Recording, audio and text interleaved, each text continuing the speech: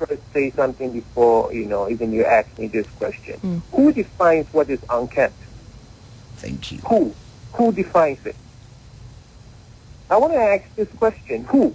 So I come to the classroom and I wrote a paper on liberating the mind.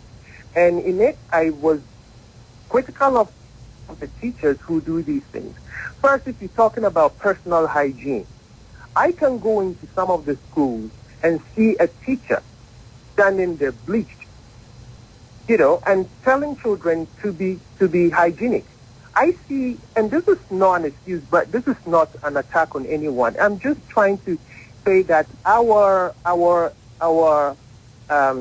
how we measure people should not be, as Martin Luther King said, it should not be how we see them or the skin of a person or what he or she is wearing, but the content of the person's character. And in school, it must be the content and the capabilities of the person's intellect. That is what is important. So when I go to school and I see a teacher who is wearing, say, weave-on and has worn weave-on for like 3 months and not change it, what is clean about that teacher? Which makes that teacher, better and germ-free than someone wearing locks. And by the way, the person who wears the locks, he or she, realizing that it is holy and it's not a fashion statement, keeps it clean. People look at the bubble. They don't even show their hair. It is always kept tidy, nutty. They call it nutty, under the bubble turban. So it is a sacred part of a person. And a parent would definitely ensure that the child cleans the hair. In fact, they know how difficult it is. So a parent will actually clean the child's hair. But you go to school and find teachers wearing these long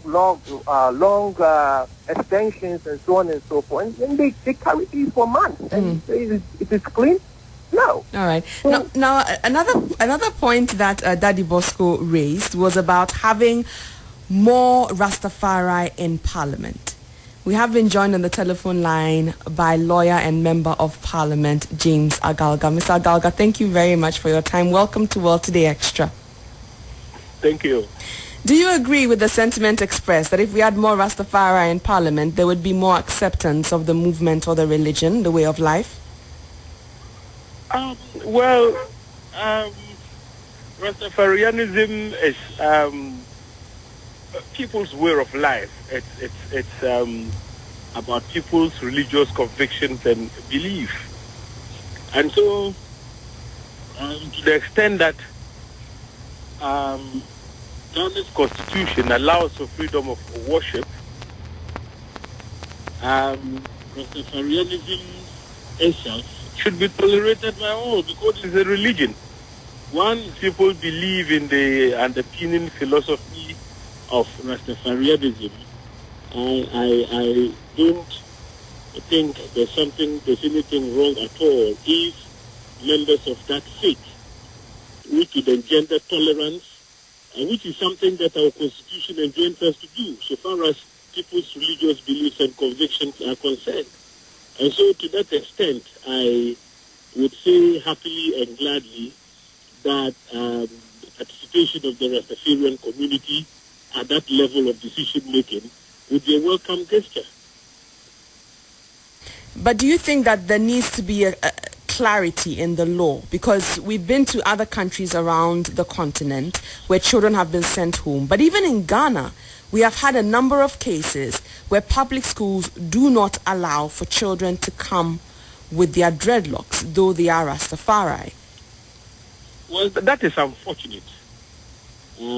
Because, look, like I said before, Rastafarianism is people's way of life. It is about people's religious convictions and beliefs. And so, insofar as the fundamental law of our land allows for freedom of worship, once the schools are apprised of the fact that children belong to the Rastafarian faith, I am firmly of the belief that they ought to be accepted and tolerated for for what they are, for the expression of their religious beliefs and values. I am not, by any stretch of imagination, trying to impose the beliefs of Rastafarians on people who don't subscribe to that faith. But the point needs to be made that we live in a very liberal society with a very liberal and progressive constitution which allows for freedom of worship. Look, how different is the issue of wearing locks with the issue of Muslim girls who are asked not to wear their veils or whatever they call it to places of public places such as schools, etc. I think that these practices have clearly been condemned by all, and those condemnations must be extended to include children who wear locks to school. But do you think it's equally done? Do you think the attention that is given to such cases is given to Rastafari persons? Doesn't seem to be the case, many believe. You see, in Ghana, many people have not actually been educated on what Rastafarianism is all about. So not too many people are even aware that Rastafarianism is a religion and that it is people's faith. And so maybe one thing the Rastafarian community in Ghana should probably do is to help educate people to understand that Rastafarianism is a faith. And once this sits with the people, I am sure some of the rights that Rastafarians ought to enjoy would be extended to them. Nothing good comes without a fight. And so I would urge them to continue to sensitize the public about the fact that Rastafarianism is a religion, it is people's faith. And once people get that conviction, they would want to uphold the rights that Rastafarians have so far as the practice of their religion is concerned. All right. I just wanted to make the point that in some jurisdictions, especially particularly in the Caribbean, etc., laws have even been amended now to allow for Rastafarians to illegally treat marijuana as part of their sacrament. And so for them, marijuana is legalized to the extent that when you burn it, when people smoke it, it is part of their religious belief and faith. I've attended conferences in the UK where countries from the Caribbean mainly were represented, and those views were espoused. I had the opportunity to read their laws, which have been amended to give meaning to the religious beliefs of the Rastafarian community to that extent. Do you think Ghana should consider something like that? We know that it's been a debate that has been raging for some time. Well, in Ghana, the debate has not gotten there. What we are actually interested in for now is that drug addiction and use be treated as a public health issue, as opposed to an issue that should be the subject of criminal investigation and punishment. All right, sir. Thank you so much for your time. We're grateful. Thank you. You heard us speak to James Agalga. He is Member of Parliament for Bulsa North constituency, also a lawyer. I must say that we did also try to get Ras Mubarak in our studio for this conversation. Unfortunately, he's out of the country and wasn't able to join us, but he did actually give us a number of numbers. One of yours was you, Daddy Bosco. So thank you very much to Mr. Mubarak and Mr. Agalga. Prof, I'm going to let you have the last word.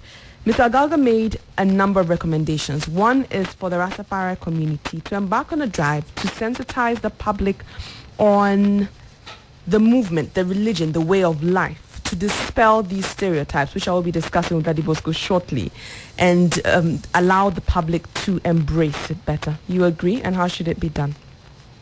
Yeah, I totally agree, but it should be a two-way traffic. I think that people should, the public should also endeavor to find out more about Rastafari.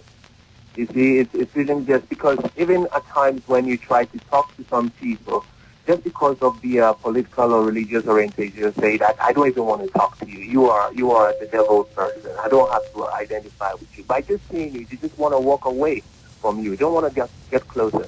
But I think that for us to create an environment where we all understand ourselves, I think curiosity should be part of our being. We should try to find out more. And so I will implore all of us to want to know more about Rastafari and other philosophical movements and also religious movements that will create this kind of religious and cultural competence.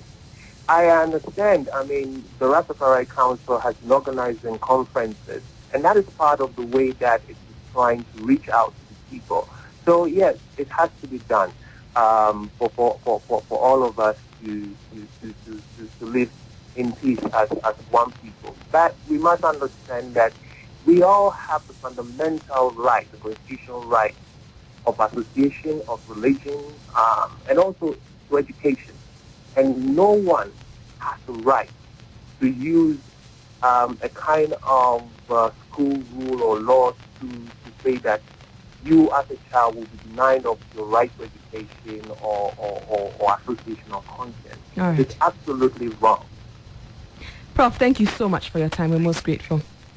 You heard us speak to Professor D. Valera Botry. He is an associate professor at the University of Cape Coast. This is World Today Extra on Star 103.5 FM 055-031-3131 is our WhatsApp number.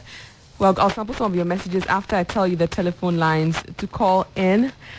0302231144, 0302231145. You can also dial star 1035. Your comment, your question, your contribution is welcome. Noel Nuchiga joins us. Noel, thank you very much for joining us on World Today Extra. Your comment or your question, sir? Yes, I'm welcome. Hello, can you hear me? We can hear you loud and clear. Go ahead. Right. So, well, the discussion is basically about the Rastafari movement, right? And it's practiced in schools. Right. In basic schools, yes. Right. So my point is that, in fact, as a people, and I mean the Ghanaian community appear to be a bit more intolerant to dissenting views and dissenting creed and so on and so forth.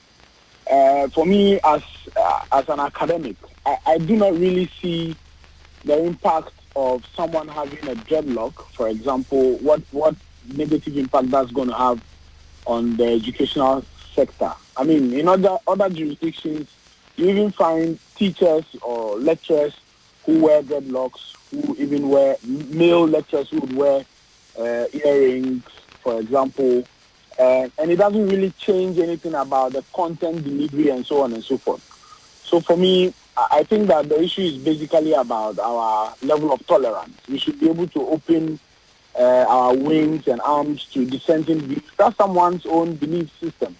You know, just as someone believes in the Islamic religion, another person believes in Christianity. Someone chooses Rastafari as a way of life. And so for me, I don't see any negative impact on that at all. Thank you very much, Mr. Nuchiga. Raswadun Kravia joins us on the telephone. Thank you very much. Welcome to World Today Extra, Mr. Nkrabia.